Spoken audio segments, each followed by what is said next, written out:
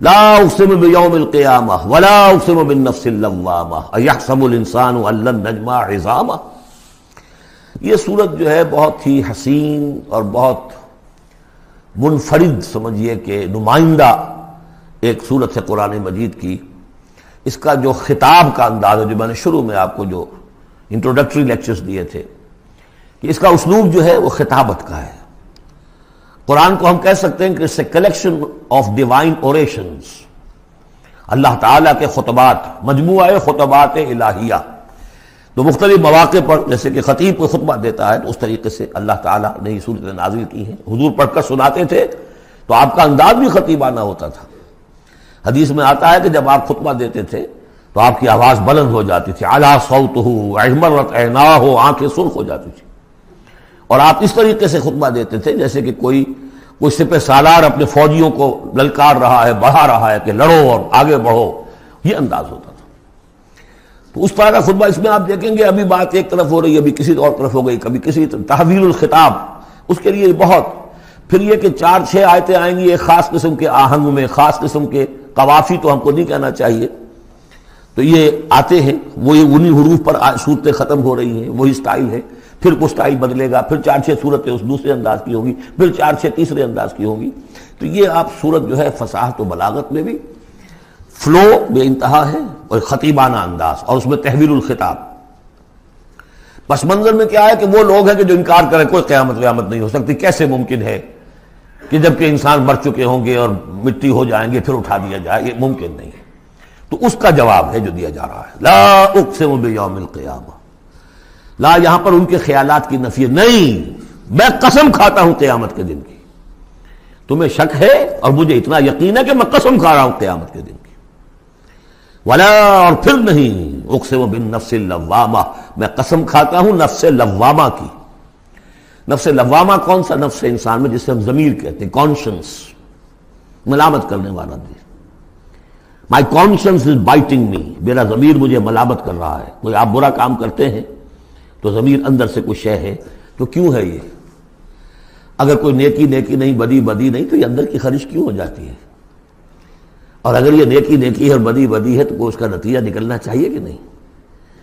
یعنی پہلی آیت جو ہے وہ تو اسی طرح کی ہے جیسے سورہ تغابن میں ہم نے پڑھا تھا، قل بلا وربی لتبعثن ثم لتنبؤن بما عملتم. اس میں دلیل کوئی نہیں ہے، اذعان ہے. ایک شخص اپنے یقین کو دلیل کے طور پر پیش کر رہا ہے، اور یہ اس پر سارا دار و مدار ہے. کون شخص ہے ایسا شخص کہ جس سے کبھی کوئی جھوٹ کا تجربہ کسی کو نہیں ہوا، وہ کہہ رہا ہے. سیرت و کردار جو ہے محمد رسول اللہ کی، وہ گویا کہ دلیل کی حیثیت رکھتی ہے اس قول کے پیچھے. لا اقسم بیوم القیامہ ولا اقسم بالنفس اللوامہ، یہ تمہارے اندر موجود ہے قیامت کی دلیل، تمہارا ضمیر، تمہارا کانشنس. ایحسب الانسان ان لن نجمع عظامہ، کیا انسان یہ گمان کرتا ہے ہم اس کی ہڈیاں جمع نہیں کر سکیں گے؟ بلا قادرین، کیوں نہیں، ہم پوری طرح قادر ہیں. علی ان نسوی بنانا، یہاں کنہ محذوف سمجھنا چاہیے. بلا کنہ قادرین علی ان نسوی بنانا، بس کہ ہم اس کی ایک ایک پور کو برابر کر دیں گے. بل یرید الانسان لیفجر امامہ، اصل سبب جو ہے آخرت کے انکار کا وہ یہ ہے کہ انسان چاہتا ہے کہ فسق و فجور جس کا عادی ہو گیا اسے جاری رکھے. حرام خوری چھوڑنی نہیں، جس عیش کا خوگر ہو گیا ہوں اس کو چھوڑ نہیں سکتا. قیامت کو مانوں گا تو پھر دیکھنا پڑے گا کیا غلط ہے، کیا صحیح ہے، کیا جائز ہے، کیا ناجائز. اس لیے جیسے کہ بلی کو دیکھ کر کبوتر آنکھ بند کر لے، اب ظاہر بات ہے کہ وہ بلی تو نہیں ختم ہو جائے گی. در حقیقت یہ قیامت سے آنکھیں چراتے ہیں، آنکھیں بند کر رہے ہیں، اس لیے کہ انہیں پتا ہے کہ ہم نے کیا آگے بھیجا ہے اور آگے بھی کرنے کا وہی ارادہ ہے. بل یرید الانسان لیفجر امامہ یسأل ایان یوم القیامہ، پوچھتا ہے بڑے استہزائی انداز میں، اچھا جی کب ہوگا یہ قیامت کا دن؟ تو جواب بھی اسی انداز میں ہے، یوم ہم علی النار یفتنون کی طرح. فرمایا فاذا برق البصر، جب وہ قیامت آئے گی نگاہیں چندیا جائیں گی. خسف القمر، چاند بے نور ہو جائے گا، یا یہ کہ چاند دھس جائے گا سورج کے اندر. وجمع الشمس والقمر، اور سورج اور چاند یکجا کر دیے جائیں گے. یہ جو ہے کشش ثقل کا جو باہمی ثقل ہے ان کروں کا، اس کے نظام میں ذرا سی کہیں گڑبڑ ہو اور پھر تو یہ سب کے سب ایک دوسرے سے ٹکرائیں گے. فَإِذَا بَرِقَ الْبَصَرُ وَخَسَفَ الْقَمَرُ وَجُمِعَ الشَّمْسُ وَالْقَمَرُ يَقُولُ الْإِنسَانُ يَوْمَئِذٍ أَيْنَ الْمَفَرُّ، یہی انسان اس دن کہے گا ہے کوئی جگہ بھاگ جانے کی؟ کلا نہیں، لا وزر،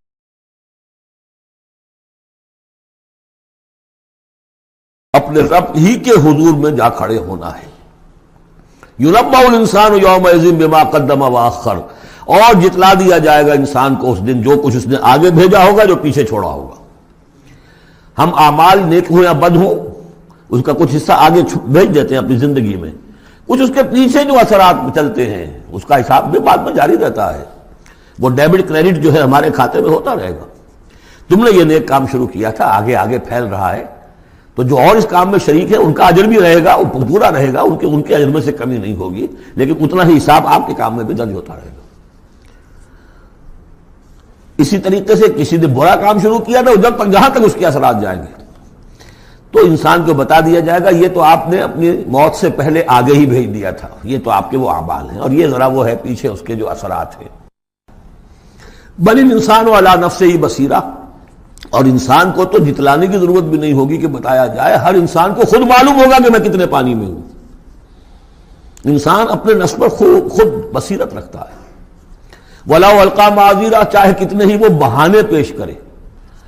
ہوتا ہے کہ انسان کوئی شخص جو ہے بڑا چرب زبان ہے اور وہ اپنے آپ کو بالکل ریشنلائز کر لیتا ہے اپنے طرز عمل کو، میں نے ٹھیک کیا، صحیح کیا، کوئی غلط بات نہیں ہے، کوئی عذرات موجود ہیں، تو معترضین کی تو زبان بند ہو جاتی ہے، اب کچھ نہیں کہہ سکتے، لیکن یہ کہ اس کا دل اس کو بتا رہا ہوتا ہے کہ تو جھوٹا ہے۔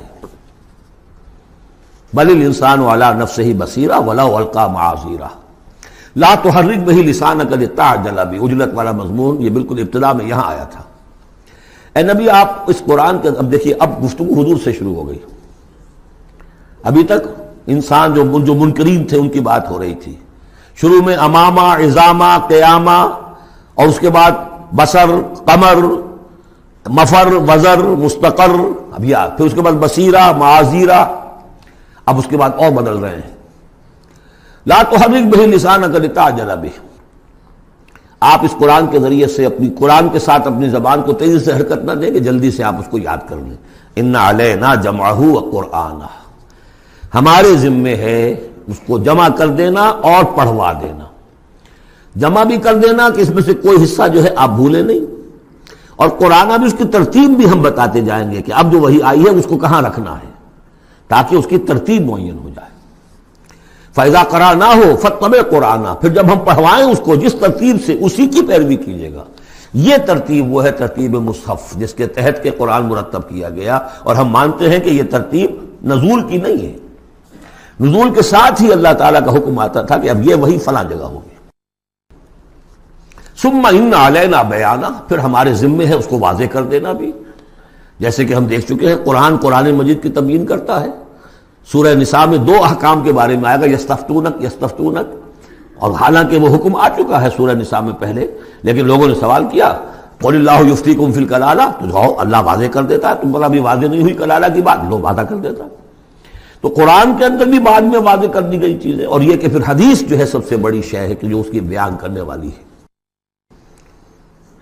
جو انزلنا الیک الذکر لتبین للناس ما نزل الیہم، یہ ذکر ہم نے اے محمد آپ پر نازل کیا ہے تاکہ آپ واضح کریں اس کو ان لوگوں کے لیے جن کے لیے ہم نے اسے نازل کیا ہے۔ نازل آپ پر کیا ہے، صرف آپ کے لیے تو نہیں کیا ہے آپ پر، نازل کیا ہے لوگوں کے لیے۔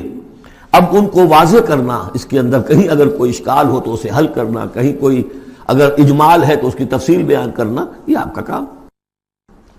کلا بل تحبون العاجلہ، کوئی نہیں، تمہارا اصل مرض یہ ہے کہ تم عاجلہ سے محبت کرتے ہو، یہ اس دنیا کی زندگی سے محبت کرتے ہو۔ دیکھیے اب پھر خطاب شروع ہو گیا کفار سے۔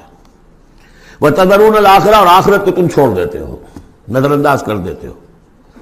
وجوہ یومئذ ناظرہ، حالانکہ بہت سے چہرے اس دن ہوں گے تر و تازہ، میدان قیامت میں کھڑے ہوں گے تو جیسے اسکول چلڈرن کھڑے ہوتے ہیں اپنا رزلٹ سننے کے لیے، تو بعضوں کے چہرے کھلے ہوتے، پہلے سے معلوم ہے انہیں کیا کچھ کر کے آئے تھے، اور بعض کے چہروں کے اوپر دھواں ہے، اس لیے ہے کہ انہیں پتا ہے کہ کیا ہی کچھ نہیں تھا، فیل تو ہونا ہی ہونا ہے۔ تو چاہے اب رزلٹ ڈکلیئر نہیں ہوا، رزلٹ ان کے چہروں پر لکھا ہوا ہے۔ تو وجوہ یومئذ ناظرہ، بہت سے چہرے ہوں گے تر و تازہ، الی ربہا ناظرہ، اپنے رب کی طرف دیکھتے ہوئے۔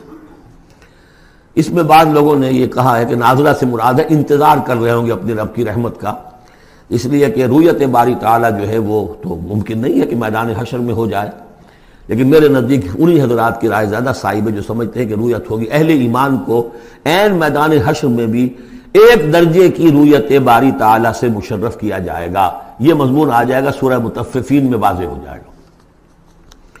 اس کے برعکس وجوہ یومئذ باسرہ، بہت سے چہرے ہوں گے اس روز سوکھے ہوئے، اترے ہوئے، اداس،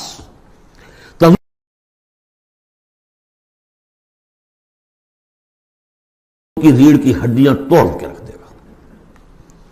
کلا اذا بلغت التراقی، اب ایک نقشہ دکھایا جا رہا ہے، ایک تو بڑی قیامت ہے، فاذا برق البصر وخسف القمر وجمع الشمس والقمر یقول الانسان یومئذ این المفر۔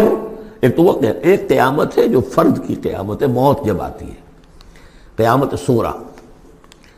کلا اذا بلغت التراقی، جب یہ جان آ کے پھنس جاتی ہے ہنسلیوں میں۔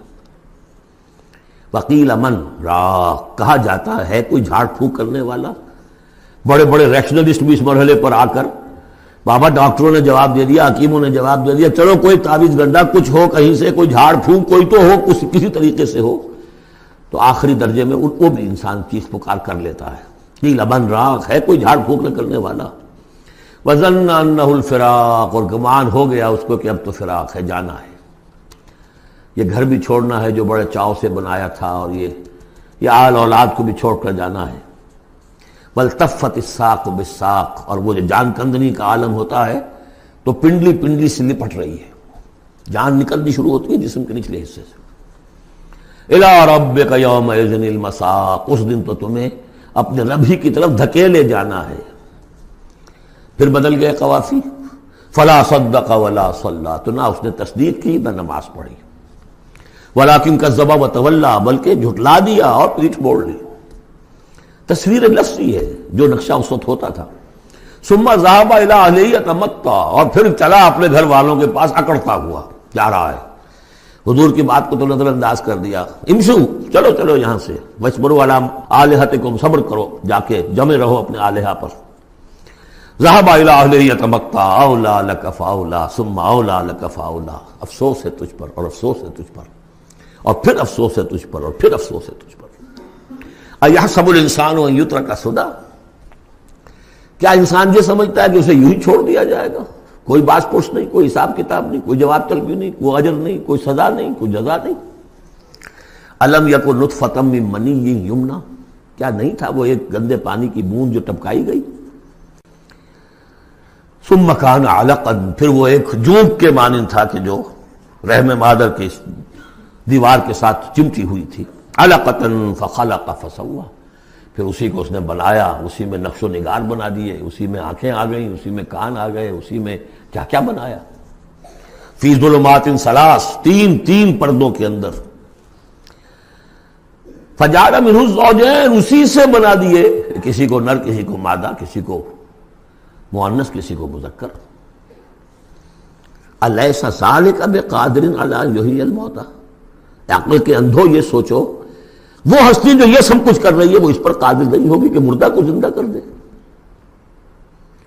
جو تمہارا مشاہدہ ہے گندے پانی کی ایک بوند سے، افلاطون بھی اسی سے آ گیا، اور بقراط بھی، اور سقراط بھی، اور ظاہر بات ہے انبیاء بھی وہیں سے آئے ہیں۔ کہاں سے آئے ہیں؟ ایک ہی استثناء ہے نا حضرت عیسیٰ علیہ السلام کا، باقی تو سب کہاں سے آئے؟ وہیں سے آئے۔ سارے اولیاء اللہ کہاں سے آئے؟ وہیں سے آئے۔ گندے پانی کی بوند، اس سے کیا کچھ وہ بناتا ہے۔ تو تمہارا یہ خیال ہے کہ وہ مردہ کو زندہ نہیں کر سکے گا، اتنا عاجز ہو گیا۔ فعینا بالخلق الاول بل ہم من خلق جدید۔ اس کے بعد جیسا کہ یہ سوال ہے، بلا، کیوں نہیں؟ پروردگار یقیناً الیس ذلک بقادر بلا نشہد انک قادر علی ان تحیی الموتى، ہم اس پر گواہ ہیں۔